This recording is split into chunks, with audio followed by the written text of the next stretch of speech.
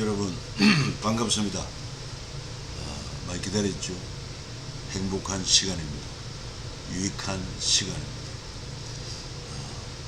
지금까지 열심히 달려왔고 앞으로도 남은 기간 함께 열심히 동참해 주시기를 바랍니다. 사실 제가 이제 4월 25일 출국하게 되면 한 달 보름 정도 있다가 이제 돌아오게 될 터인데, 할 수 있는 한 영상으로 이렇게 여러분들한테 제공하려고 합니다만은, 다소 착오가 생기면은 또 양해해 주시기를 바랍니다. 카톡이 어떻게 잘 될는지도 모르겠습니다. 참고해 주시기를 부탁드립니다. 자, 그러면 이어서 또 우리 강의를 시작하도록 합니다. 항상 7트랙 20마당 52가를 이렇게 기억하시면 좋겠고, 통성경 모세 오경에서부터 요한계시록까지 연대기적으로, 그리고 성경 전체를 이해하는 그런 관점에서 진행을 하고 있습니다. 자, 이제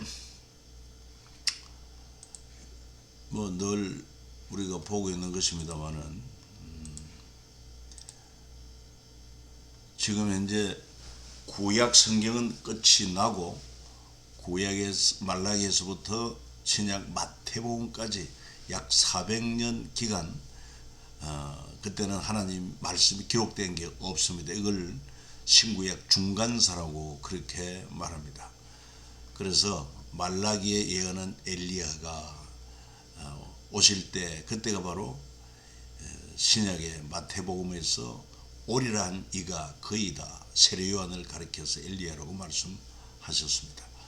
이런 역사를 통해서 우리가 공부를 하게 되겠습니다.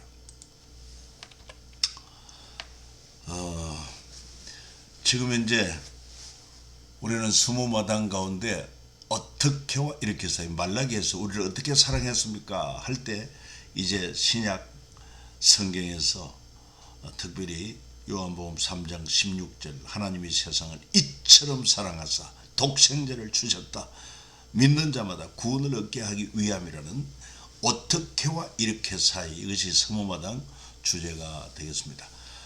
여러분 도표를 보면서 같이 읽어도 좋습니다. 중간사 400년은 하나님의 침묵 속에 구약 성경의 세계화, 400년 동안 하나님의 침묵이지만 그런 가운데서도 구약 성경을 헬라어로 기록해 세계화하고 유대 분파가 형성되는 분위기, 바리새인, 사두개파, 또 에세네파, 이렇게 좀 분파가 형성이 되고, 또 중간사 시기는 구약 성경 마지막 책 말라기와 신약 성경 첫 번째 책 마태복음 사이에 있는 400여 년의 시간을 가리키고 있습니다. 중간사 400년 기간에 히브리어로 된 구약 성경이 헬라 제국의 프톨레미 왕조에 의해서 당시 세계 공용어인 헬라어로 번역되었습니다. 이것이 아주 큰 역사적인 사건이죠. 그리고 헬라 제국의 셀루쿠스 왕조 때는 유대 핍박으로 말미암아 유대의 여러 분파, 사두개, 바리새파, 에세네파가 생겨났고요. 하나님께서는 이 기간을 예수 그리스도를 이 땅에 보내시기 위한 준비 기간으로 사용하셨다, 이렇게 정리할 수가 있습니다. 그래서 이제 우리는 네 번째 트랙 중간사 400년, 그러면서 11번째 마당 어떻게 이렇게 사이, 여기에서 32화에서부터 35가 이렇게 진행이 되겠습니다. 32화는 특별히 헬라 제국과 중간사, 헬라 제국 그리고 중간사 역사인데, 특별히 모세 오경의 세계화, 구약 성경 모세 오경의 세계화가 이루어진 시기다, 그렇게 보면 됩니다.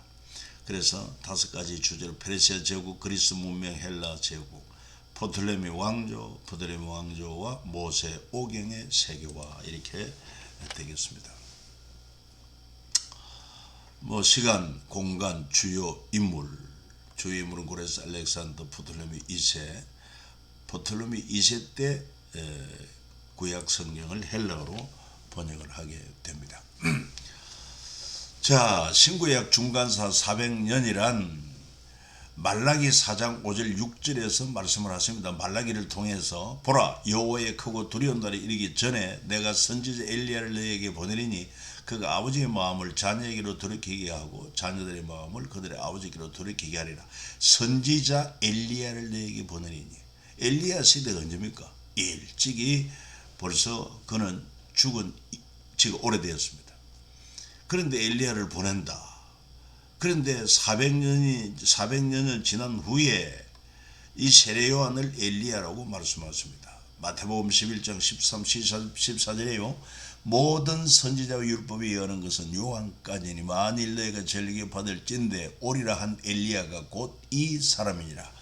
그러니까 바로 세례 요한이 엘리야의 그런 성정을 가지고 주님 오실 길을 예비했다. 광야에 외치는 소리로 주님의 오심을 하나님의 나라가 임함을 선포했다. 그렇게 이해하면 되겠습니다. 자, 그리고 아울러서 우리는 이 400년 동안에 다니엘을 통해 보여줬던 세상 제국의 변천 그 밑그림을 이미 보여줬지 않습니까? 그것은 바로 하나님이 세계 경영을 하고 계시고 세상 권력을 바꾸시는 분도 하나님이다 하는 것을 잘 보여주고 있습니다. 4대 제국 변동이라고 말하면 바벨론에서 페르시아로, 페르시아가 헬라로, 헬라에서 로마로 이렇게 제국이 변천하죠. 변동하게 되죠. 영원한 나라가 없습니다. 오직 하나님 나라는 영원하다는 것을 또한 우리에게 보여주고 있습니다. 뿐만 아니라 이 제국은 제국이란 말은 뭐 쉽게 말해서 황제가 통치하는 나라다. 그러니까 거대한 땅덩어리 또 많은 백성과 또 군대를 거느린 이 특징이고 제국은 항상 싸움을 통해서 전쟁을 통해서 제국이 형성되고 또 전쟁을 통해서 그 제국이 망하게 되는 이런 역사를 보여주겠습니다. 칼을 던져는 칼로 망한다. 주님이 말씀하신 그대로 아니겠습니까? 그래서 먼저는 바벨론 제국 지하에서 유대인들이 어떤 과정을 거쳤는가 이걸 잘 보여주고 그리고는 또 페르시아 제국 아래에서 유대인들은 어떠했는가. 파사 제국 아래에서는 이 페르시아 제국의 지방화 그 분산 정책에 의해서 유대인들도 예루살렘으로 귀환하게 되고 성전 건축하고 또 율법을 교육하고 성벽을 재건하고 이런 일이 있었죠. 그 다음에 헬라 제국 때 와서 유대인들은 흩어진 유대인들 그러니까 유대 나라는 없습니다. 그때까지도 여전히 헬라 이 바벨론의 통치를 받다가 페르시아 때 예루살렘으로 돌아왔지만 여전히 페르시아의 통치를 받고 페르시아가 헬라의 마음을 나서 헬라의 통치를 받는데 흩어진 유대인들이 되었다. 디아스포라 유대인. 그런 가운데서도 예루살렘 성전을 청결케 하는 그런 유대인들이 있었고 그 다음에 로마 제국이 일어났을 때 유대인들은 그때 이제 유대인들 가운데 이런 종파들이 생겼습니다. 특별히 사두개파 바리새파 중심의 예루살렘이 되고 사내들인 공회가 튼튼히 세워지고 헤롯 성전으로 스룹바벨 성전 전 개축 이런 역사가 있었다. 그래서 바벨론 무너지고 페르시아가 무너지고 헬라가 무너지고 로마가 무너지고 하지만 하나님의 백성은 여전하고 보이지 않지만 하나님의 나라는 계속 확장되어 가고 완성되어 간다 하는 것을 세계를 경영하는 하나님의 계획을 우리가 이해하면 좋겠습니다. 자, 페르시아 제국 특별히 중요한 왕들을 간단하게 말씀드린다 보면은 페르시아 제국의 원년의 통치자는 고레스, 역사적으로는 키루스 이세라 이렇게 부릅니다. 페르시아 건국의 아버지고 그 다음에 유대인들을 예루살렘으로 귀환하고 성전 건축하게 한 그때 인물은 스룹바벨, 요수아 여러분 기억하죠? 그 다음에 고레스의 아들 캄비세스 2세 때 그는 후사 없이 통치 8년 만에 죽게 됩니다. 예. 그리고 그 아들이 아닌 이제 그 후사 없이 죽었으니까 7명의 이 페르시아 정치 지도자 중에서 그들이 협의하고 경쟁 후에 왕이 되었는데 그가 누구냐면은 다리오, 역사적으로는 다리우스 1세라고 말합니다. 그래서 그는 그때 다리오 왕 때 예루살렘 성전이 완공된 것이 스가랴 에스라서에 기록되어 있고, 그리고 이제 이 다리오 때 그리스를 점령하기 위해서 1차 전쟁을 시행했지만은 예상하지 못했던 몬스터라는 거대한 폭풍 때문에 전쟁도 하기 전에 실패하고 돌아옵니다. 2차 또 그리스 점령은 소위 말하는 마라톤 전투, 여기에서 패배함으로 다리오는 그리스 정복을 이루지 못했습니다. 그리고 그 아들 아수에르가, 성경에는 아수에르, 역사적으로 크세르크세스로 기록되어 있는데 왕비가 에서드가 되었죠. 그리고는 아버지의 이루지 못한 유업을 달성하기 위해 3차 그리스 전쟁을 일으키지만은 살라미스 해전에서 크게 실패하고 맙니다. 아수에르의 성경 인물은 바로 에서드. 그 다음에 그 아들 아닥사스다가 왕이 되는데 역사적으로는 아르타크세르크세스로 말합니다. 아수르 왕의 아들이고 성벽 재건을 허락한 왕이다. 그래서 아닥사스다 왕과 관련된 인물은 에스라, 느헤미야다. 이 다 유대인들임에도 불구하고 그 파사 제국 아닥사스다 왕에게 참 신임을 받은 그런 인물은 바로 그의 친어머니는 아니라 할지라도 아버지의 아내 되는 에스더라, 당시 또 모르드게 총리라든지 이런 영향을 받아서 이런 훌륭한 인물이 추천되었고 중용되었다는 것도 알 수 있습니다. 그리고는 좀 더 역사적으로 좀 지나서 마지막 페르시아 제국의 왕인 다리우스 3세, 다리오 3세 이렇게도 말합니다. 이 다리오 때 이수스 전투, 그러니까 바로 헬라의 그 누굽니까 알렉산더와 전쟁에서 패한 뒤 패권은 헬라 제국이 무너지고 이제 헬라 제국으로 이렇게 역사가 변경되는 것을 알 수 있습니다. 자, 페르시아 그리스 침공, 이것은 아까 설명을 했으니까 참조하시면 되겠습니다. 이는 그 중간사 가운데 이런 역사적인 사건들이 있었다 하는 것을 이해하면 좋습니다. 자, 그리고 이제 이 페르시아가 망하고 새로운 헬라, 그리스 문명이 아주 활발하게 꼽히게 됩니다. 그리스 문명이라면은 페리클레스 통치 30년을 중에 약 200년간의 문명을 일컫는데 절약사의 문화 등 많은 유산을 남긴 문명으로 아테네가 그 중심을 이루고 있었다. 그리스 아테네. 그리고 또 델로스 동맹이라는 그런 중요한 역사적 사건도 있습니다. 페르시아의 그리스 침략 후 다시 재침할 것을 대비하고자 그리스의 도시 국가들이 동맹을 맺었는데 바로 아테네, 스파르타, 고린도, 테베 이런 네 도시 국가들이 동맹을 맺었다. 또 페리클레스라는 인물, 돌레스 뭡니까? 이 델로스 동맹을 이끌고 그리스의 번영을 주도했고, 그러면서 또한 델로스 동맹을 파기하게 됩니다. 아테네 페리클레스가 동맹국들의 비용을, 이 동맹국들 아테네, 스파르타, 고린도, 테베 이런 동맹국들의 그 비용을 아테네 발전을 위해 사용, 소위 말하는 파르테논 신전을 건축하게 됩니다. 아주 고대 건축치고 아주 유명한 파르테논 신전입니다. 인터넷에 한번 검색을 해봐도 그림을 볼 수 있을 것이고, 그 다음에 아테네 고린도 통치에 문제가 됩니다. 그래서 그 결과로 말미암아 펠로폰네소스 전쟁이 일어나게 되는데 아테네 중심의 델루스 동맹과 스파르타 중심의 펠로폰네소스 동맹 이 간에 전쟁이 일어나는데 여기서 스파르타가 승리하고 그래서 30년간 그리스를 통치합니다. 이 스파르타가 이 동맹에 이제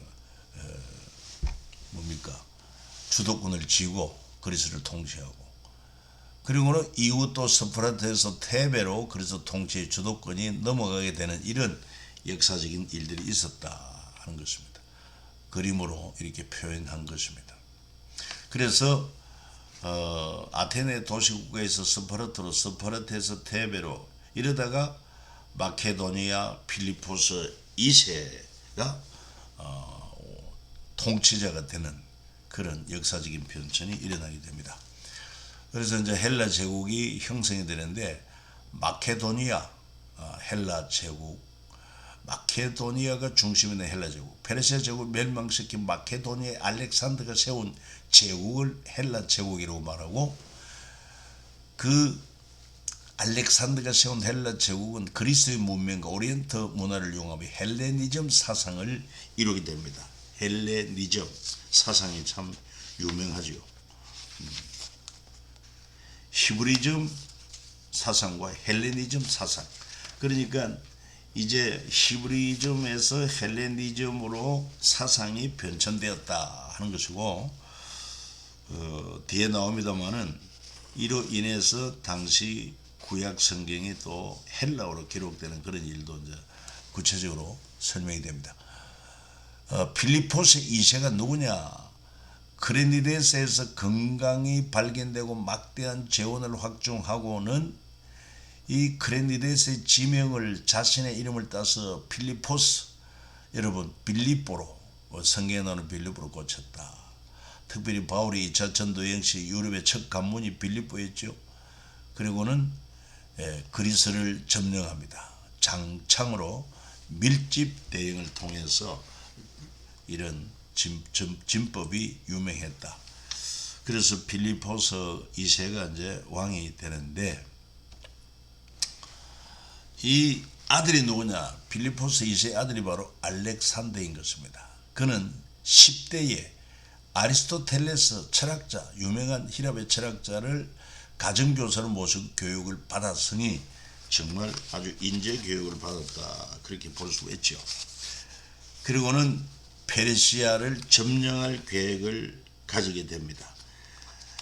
그 이전에는 페르시아 제국으로부터 이 그리스를 점령하려고 페르시아의 다리오 왕, 그 다음에 또 아수에로 왕 이래가지고 1, 2, 3차 대규모 전쟁을 일으켰지만은 번번이 실패하지 않았습니까? 이제는 역으로 그 페르시아를 점령할 계획을 가진 것을 알 수 있습니다.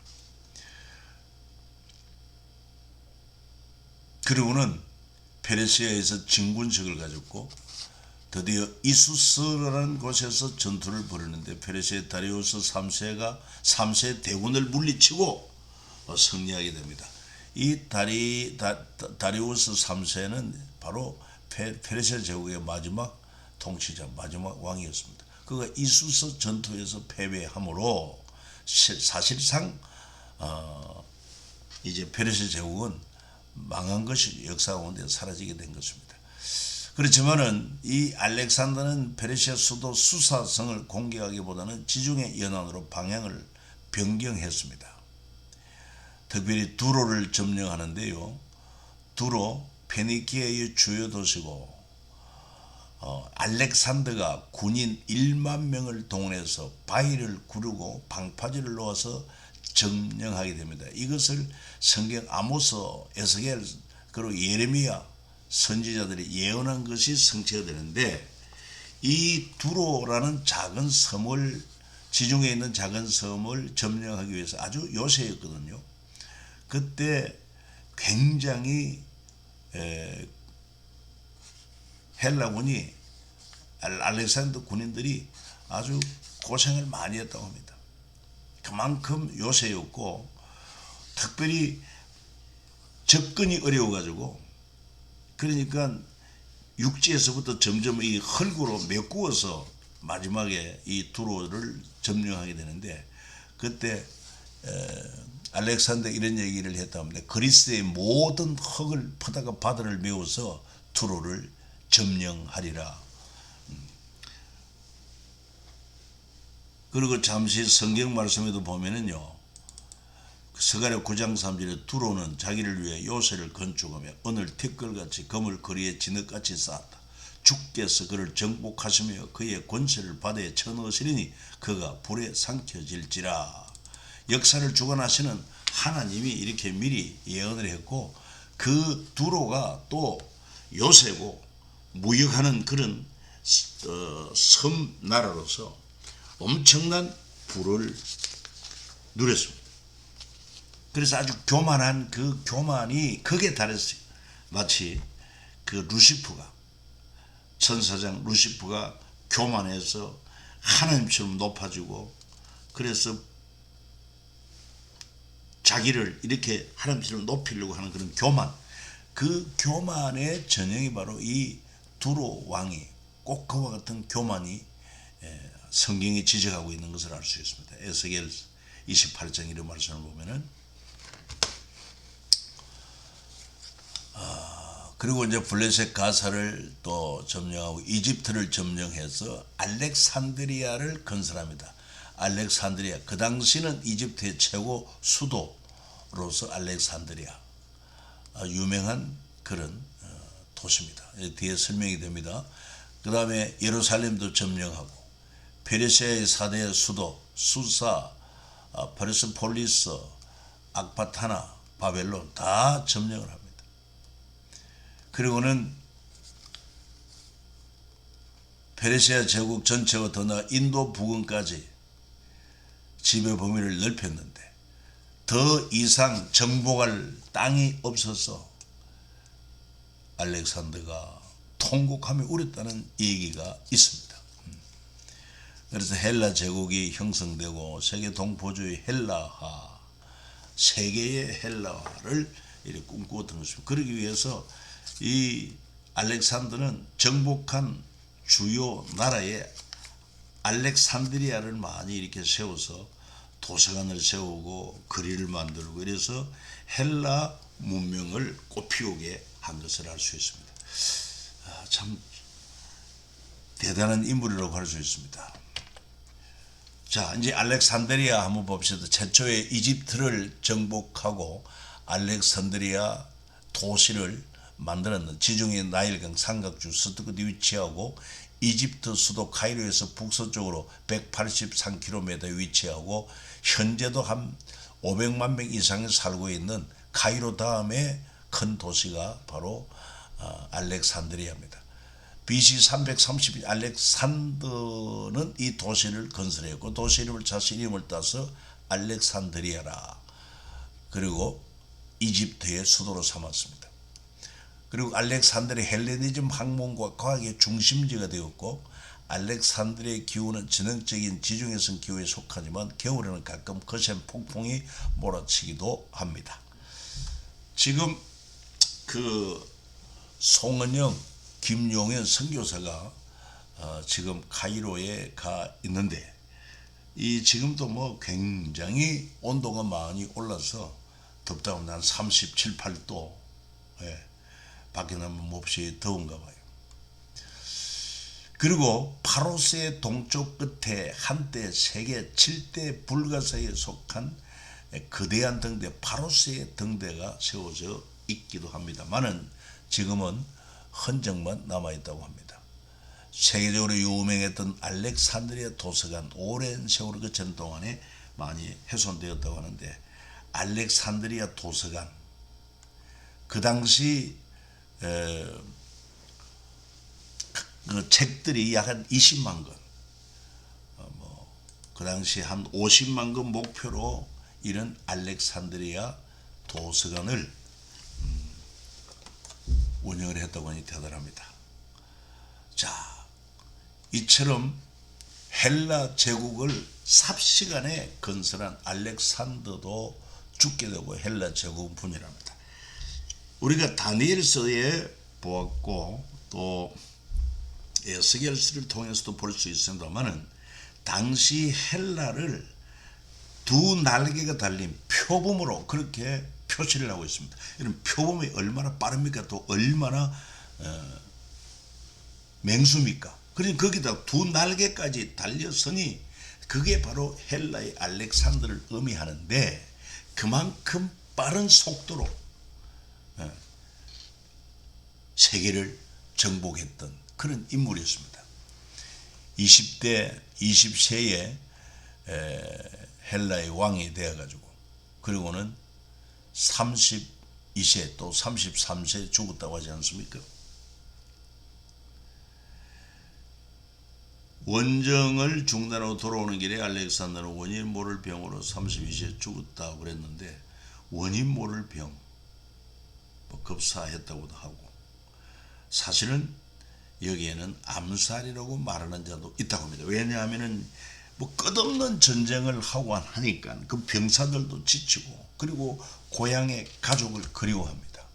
그런데 이 알렉산더를 따라다니는 이상 전쟁이 언제 끝날지도 모르니까 그래서 아마도 그가 좋아하는 술에다가 독약을 타서 독살하지 않았겠느냐. 그래서 이렇게 단명을 했다고 합니다. 우리 예수님 33세, 알렉산더도 32세 또 33세라고 말하는 자들이 있습니다. 20세에 통치자가 되어가지고 약 12, 13년 동안에 이렇게 세계를 정복했으니 얼마나 빠른 속도로 점령을 했습니까? 물론 이 헬라 제국화에 있어서 칼로 적들과 싸워서 전쟁에 승리하는 것도 있지만은 그 당시 페르시아 제국이 얼마나 컸던지 여러분 127도라고 그랬고 그 수사에서 저 어디입니까? 에베소까지 그 아주 중요한 그 도로 군사적 도로가 있는데 약 2700km라고 합니다. 우리 서울과 부산이 몇 킬로입니까? 400km. 야간 7배 4028. 엄청난 그런 제국이었습니다. 그런데 이 페르시아 제국 통치 아래 있던 많은 정복된 나라들 이미 헬라의 이 알렉산더가 군사를 이끌고 오니까 오히려 그 주민들이 시민들이 그냥 두 손 들고 항복하고 환영을 했다고 합니다. 왜냐하면은 그동안 페르시아 제국 통치 아래 저들은 그 거대한 나라를 운영함에 있어서 얼마나 막대한 재정이 필요하며 그 세금도 많이 내야 됩니다. 그리고 더군다나 또한 끊임없는 전쟁, 이 페르시아 제국이 그리스를 정복하려고 1, 2, 3차 패배하지 않았습니까? 엄청난 돈이 들어갑니다. 그리고 군인들도 많이 죽습니다. 자기들의 자녀손 아니겠습니까? 그러니까 이제 페르시아 제국에 지쳤습니다. 그러니까 새로운 이 침략자가 들어올 때 아예 그냥 성문을 열어버리고 항복을 해버리고 그러다 보니까 무혈 전쟁으로 이 빠르게 점령되기도 했고 그래서 아까도 설명했습니다마는 이 헬라의 알렉산더를 이 표범으로 묘사해도 거기다 두 날개 달린 표범으로 아주 재빠르게 이렇게 페르시아 제국을 점령하고 애굽, 이집트도 정복하고 이런 역사가 일어나게 되었다. 근데 알렉산더는 이렇게 32세, 30세 요절을 하게 됩니다. 그래서 그러면 그 거대한 헬레 제국이 또 어떻게 되느냐? 알렉산더 사후 헬레는 7명의 장소들의 분할 통치되다가 3명은 도태하고 4명에 의해 분할 통치가 이루어지게 되는데 이후 크게 세 개의 헬라로 분할되어서 마케도니아 헬라, 이집트 헬라, 포톨레미 왕조라고 그러고 시리아 헬라, 셀루쿠스 왕조라 이렇게 읽었습니다. 특별히 이집트 헬라는 포톨레미라는 장수 중심으로 그래서 이집트 지역을 통치하게 됩니다. 약 122년간 이집트 프톨레미가 유다 지역을 통치하게 되었고 유화한 통치자들로 유대 지역은 평화와 안정을 이루었고 그때 모세 오경의 세계화가 일어나게 되면 뒷면에 가서 좀 더 설명을 하도록 하고요.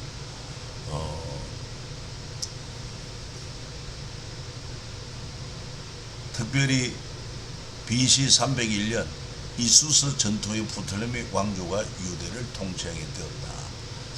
그리고 셀루쿠스 왕조의 안티오쿠스 3세 전쟁에 패하여 유대 통치를 넘겨주게 되었다. 그 다음에 로마와 악티움 해전에 패배한 후에 BC 30년 클레오파트라 자살로 이집트 헬라는 끝이 납니다. 프톨레미 왕조 끝이 난다 이거죠. 그런가 하면 또 시리아 헬라가 있습니다. 시리아 헬라는 BC 198년부터 마카비 혁명 전까지 약 30년간 유다를 통치하게 됩니다. 그리고 프톨레미와 셀루쿠스 왕조의 분쟁이 시작되어서 그러니까 소위 말하는 150년 전쟁, 그 북쪽의 셀루쿠스 왕조와 이집트 헬라인 남쪽의 프톨레미 왕조 사이에 150 전쟁 가운데 그 가운데 있던 유대 나라가 얼마나 고통을 당했겠습니까? 유대는 셀루쿠스 안티오쿠스 3세를 지지하고 BC 198년 프톨레미 군대를 유대에서 몰아내게 되었고 그래서 BC 312년 셀루쿠스 1세로 시작해서 BC 64년 로마의 폼페이우스 점령으로 이제 시리아 헬라도 이렇게 막을 내리게 되는 것을 알 수 있습니다. 이것을 바로 알렉산더 죽고 난 이후에 그의 내 장소에 의해서 마게도냐 쪽은 카산더, 그 다음에 리시마커스, 그 다음에 셀루쿠스, 이게 이제 시리아 중심으로, 그 다음에 여기는 이스라엘 유다가 있고 아래로 애굽 이집트를 이집트 헬라라고 말하는 프톨레미 왕조. 그러니 보십시오. 나중에 이 두 세력은 뭐 약화되고 이스라엘 북쪽에 있는 셀루쿠스 왕조와 또 남쪽에 있는 바로 이집트 헬라 톨레비 왕조 간에 150년간 전쟁으로 이스라엘이 짓밟히게 되는 것을 알 수가 있습니다. 그러니까 원래 이 이스라엘은 적은 나라입니다. 작은 나라. 그러니까 마치 이 남왕국이 북왕국을 치기 위해서 밟아야 되고 또 북왕국이 남왕국을 정복할 때도 통과해야 될 길목이 왜 하나님께서 이런 곳을 적과 꿀이 흐르는 땅으로 주셨을까요? 약속의 땅으로 주셨을까요? 너들의 힘으로는 안 된다. 오직 나 여호와 하나님을 섬기라. 그리고 제사장 나라로 바로 서면은 하나님이 함께 하시고 천하무적이 되게 할 것인데, 즉 하나님을 버리고 율법을 버리고 자신들의 힘만 가지고는 이 세력을 이겨낼 수 없으니까 이쪽으로 붙었다가 이쪽으로 붙었다가 하는 가운데 고난을 당하게 되는 것입니다. 오늘 우리가 그렇습니다. 우리도 하나님께 전적으로 붙어 있으면 정말 천하무적입니다. 주님이 우리 안에 계시는 거예요. 죄와 사망 등이지 않습니까? 그런데 우리가 이 주님을 잊어버리고 세상에 있는 권력이나 또는 물질이나 그 다음에 지식이나 또 세상에 있는 것을 의지하게 되면, 그걸 힘으로 삼게 되면은 우리는 세상의 지배를 받는 물질의 종이 되고 만다 하는 것입니다. 자, 그래서 헬라 제국은 이렇게 3등분 돼가지고 마게도니아 헬라, 그 다음에 시리아 헬라, 그 다음에 이집트를 중심한 이집트 헬라. 특별히 이제 프톨레미 왕조라고 하면은 프톨레미 1세가 BC 323년, 283년 그때 알렉산드리아를 수도로 정했고 유대 지역을 통치했으며, 그 프톨레미 2세 때 와서 소위 말하는 모세 오경의 세계화가 이루어지고, 그러니까 구약율법을 히브리어로 된 것을 헬라어로 번역합니다. 왜냐하면 이 헬라 제국이 세계적인 제국이 됨으로 말미암아 헬라 문명, 헬라어 이 많이 사용하게 되죠. 그리고 마지막에 이제 결국은 뭐 프톨레미 왕조 쭉 계속되다가 클레오파트라 7세 때 프톨레미 왕조의 마지막 여왕으로서 역시 로마에 의해서 패배하고 맙니다. 자, 그래서 프톨레미 왕조 이집트 헬라라고 그랬죠. 이집트 헬라죠. 그때 모세 오경의 세계화 헬라어로 번역되었다는 것입니다. 프톨레미 2세 때 히브리어 모세 오경을 헬라어로 번역해서 알렉산드리아 장수로 소장하고 싶었다는 것입니다.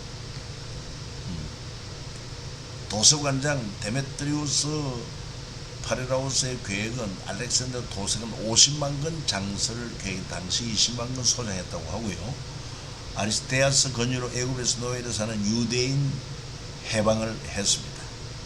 그리고 헬라어와 히브리어가 능통한 유대 율법학자를 유대 12지파에서 각 6명씩 총 72명을 선발해서 초청한 이들을 통해 모세 오경을 번역함으로 말하면 소위 말하는 70인역,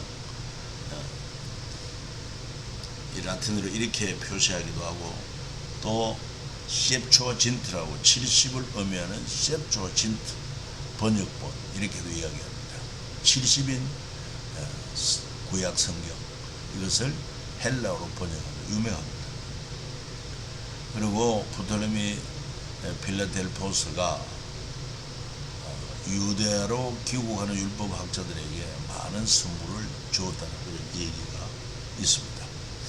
자, 이렇게 해서 오늘 우리가 살펴본 것은 헬라 제국 중간세 가운데 특별히 헬라 제국에서 파사 제국, 페르시아 제국이 망하고, 그리고 헬라 제국도 539년에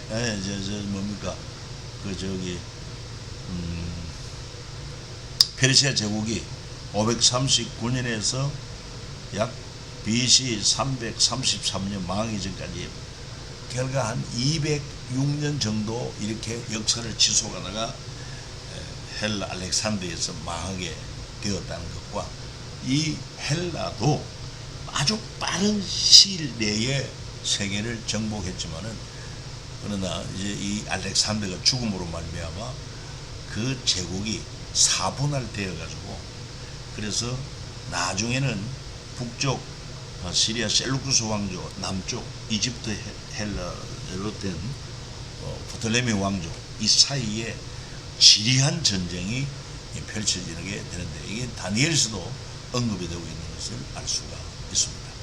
오늘은 여기서 마칩니다. 수고하셨습니다.